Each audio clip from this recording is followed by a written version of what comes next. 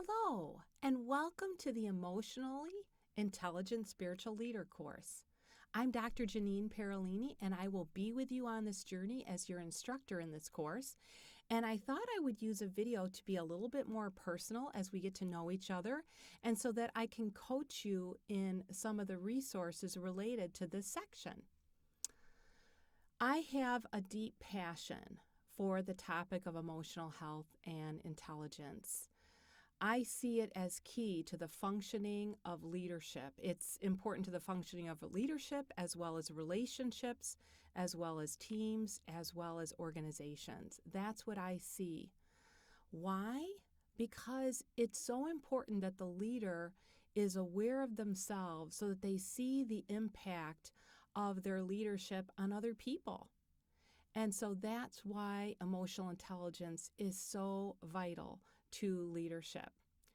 God says that we're to love Him and love others well. And so that's why we have to be tuned into what we're thinking, what we're feeling, and how we're behaving so that we can be aware of the impact of our thoughts and feelings and actions on God as well as other people. So that's why I see the value for emotional intelligence, and I'm so passionate about the topic. So thank you for joining me in this course. So from a Christian perspective, I would like to reframe emotional intelligence as heart intelligence.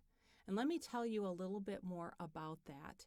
As you get into the resources on emotional intelligence, you're going to notice that the authors use terms like discriminate between emotions or analyze emotions or maneuver emotions. And these terms like discriminate and analyze and even utilize, they're not necessarily associated with just feelings. So what I propose is that when we talk about emotional intelligence as a theory, we're not solely talking about emotions. That's what I would like to propose to you today in this video. We are dealing with more than just emotions. So I would like to propose that as we're engaging in this course, we have an advantage as Christians in understanding what emotional intelligence really is from more of a holistic perspective. The reason is that I think that as Christians, we understand more about the heart because we're more tuned into our original creator than potentially the world is. So when we talk about the heart, we have to think about what both the Old Testament and the New Testament agree upon. So in other words, both the Hebrews and the Greeks agree on this, that the heart is comprised of four things. And the four things in the heart are 1, our rational mind, 2, our emotional mind, 3 is our will, so our choices, and then 4 is our personality. So I'm proposing that when we talk about intelligence here in this course, we need to think about it as heart intelligence rather than just emotional intelligence. So this is what we're going to be talking about related to the topics as we study, that we're building more of a framework for heart intelligence rather than strictly emotional intelligence. And while the world will talk about it more as emotional intelligence, the world is also very confused about the framework and the theory of emotional intelligence. And so that's where I would say that as Christians, we have an advantage here because we understand that it's more about the heart as the center of the person than just the emotions being the center. So the heart being the center comprises those 4 key areas. So as we journey into the resources, let's be thinking about a bigger picture model here than just emotional intelligence. Let's be thinking about it as heart intelligence involving those 4 areas.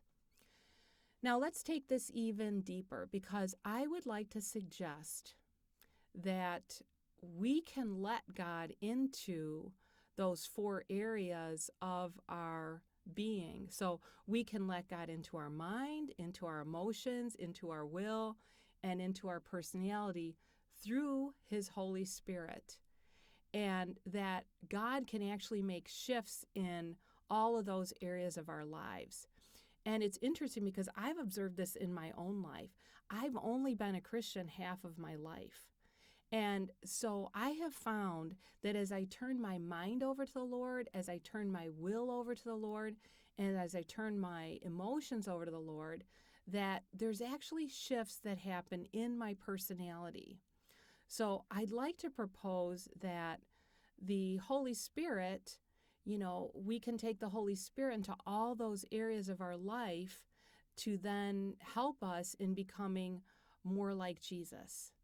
And so that's potentially what we're, shooting for in this course, is to take God in more holistically into all those areas of the heart so that we can become more like Jesus as a leader. So let's take this even deeper. So some of the work that I am trying to work on right now in my own life and leadership is to be more aware in each moment what's going on in my mind, what's going on with my feelings, what's going on with my will, and what is happening with my personality, and how I'm impacting others in any of those 4 areas. So I'm working on surrendering feelings such as fear and anxiety and anger to the Lord and asking Him to help me replace them with His fruit. So I'm asking God to help me, have love, joy, peace, patience, goodness, kindness, gentleness, self-control, and faithfulness. Those Galatians kind of fruit in my life, rather than maybe some of the other things I'm thinking and that I'm feeling. I'm also trying to steady my anxious and distracted mind in a world that's full of so many distractions on the Lord, so that I can have that kind of peace that He talks about in Isaiah. And I'm also asking the Lord to help me choose 1 Corinthians 13 kind of love. So I'm trying to center my will on choosing what it actually means to love in 1 Corinthians 13. So those are some of the things that I'm working on right now in my own life. And I'm hoping that maybe sharing that might be helpful. Hopefully centering my mind and my emotions on fruit and my will on loving is going to adapt my behavior to be more of a heart intelligent type of behavior and more of a heart intelligent type of leadership amongst and with others. I'm also hoping that it helps me to move towards those beatitudes that Jesus talked about, those types of behaviors that are really important that we hear about in the Bible. So we can maybe see in that example that focusing our mind and emotions and our will can actually adjust our personality and then can potentially adapt our leadership style with other people. That's what I'm hoping that we see today as we engage in this time together. I'd like to invite you to try this during our course, and especially as we go through this section and the coming weeks, and see what happens. So try to notice what's going on in your mind more readily, as well as in your emotions and with your will, with your choices, and then see how that impacts your personality. So try to do this potentially more throughout your day. You might even want to put a little note in your device to remind you to maybe think about that. At one point, I've had a note in my calendar that popped up around 2 o'clock that said, surrender soul to spirit. And it was as simple as that, and helped me to remember, what am I thinking? How am I feeling? Where are my choices going? What's my personality like right now? So I'm hoping that's a practical way to help you think through how to apply emotional intelligence and heart intelligence to your life and to your leadership. Now, I'd like to encourage us to be cautious of assuming that being heart intelligent or emotionally intelligent means that we're soft and tender all the time, because that's just not true. There are times where Jesus was very caring, but there are also times where he was very challenging. And so as leaders, what we need to keep in mind is there are times too where we're going to be tender and caring towards people, but there's many times where we're going to have to be challenging and confrontational to people. And we can still do that in an emotionally intelligent way. We can still do that in a heart intelligent way. And we can certainly do that with peace and love. So, but that is some of the challenge of this, is figuring out how do we do that. So it starts with, being more aware of what's going on within us, which is what I'm asking you to do this week and the upcoming weeks.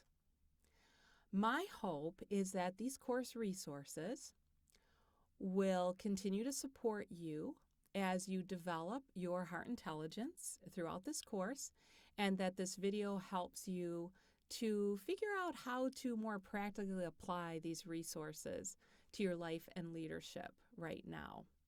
Please let me know if you have any questions, and please let me know if I can help to coach you in applying these resources. And I also want to let you know that I'm praying for God to guide you as you read and review these resources. And I'm praying for God to guide you in understanding more about your mind, your emotions, your will, and your personality as we engage in this section. And I'm also asking the Holy Spirit to help show you how those things are impacting you, how they're impacting the Lord, and how they're impacting others around you, to help you find that best leadership approach in the moment that you need to be successful and effective. I am praying for the Holy Spirit to help us all become more like Jesus Christ, and to model his leadership within our inner and outer being. So thank you so much for listening and for taking this course, and I look forward to continuing with you as we go forward. Have a blessed day and week.